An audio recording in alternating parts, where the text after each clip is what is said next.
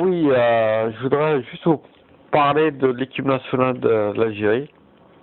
Une équipe nationale qui a complètement sombré depuis un certain temps. Ça a bien qu'on dise qu'au niveau schéma tactique, il n'était pas très...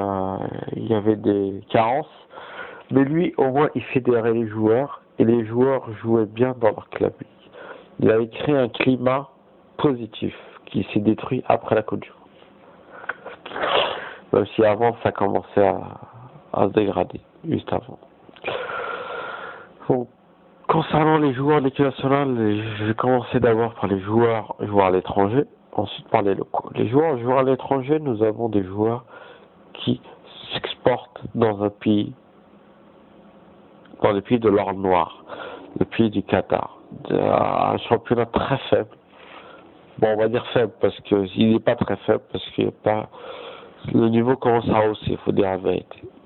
Mais, là-bas, des joueurs régressent, notamment les starlets comme Bogoda, Ziani et compagnie qui jouent tous ceux qui ont participé à la campagne 2009-2010 sont en train de partir au Qatar pour s'engraisser et voilà, c'est pour avoir une retraite aisée.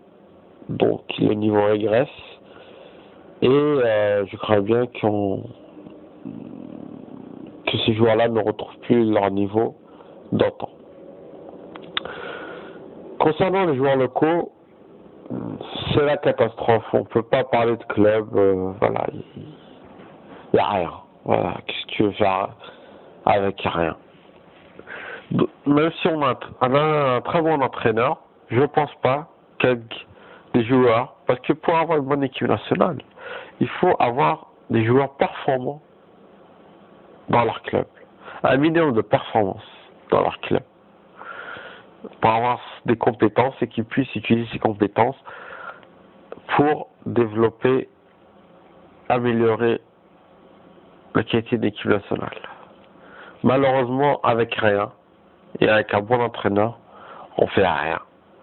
Donc je pense que le conseil de cette vidéo, c'est de garder les cassettes de la Coupe du Monde 2010, de 82-86.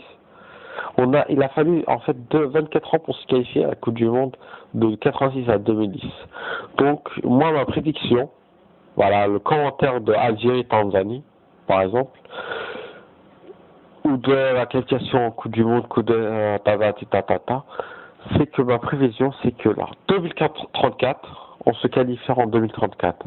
Donc rendez-vous en 2034 pour les commentaires de la prochaine déclaration pour la prochaine Coupe du Monde, Inch'Allah. Donc 2034. Entre-temps, voilà. Allez, au revoir.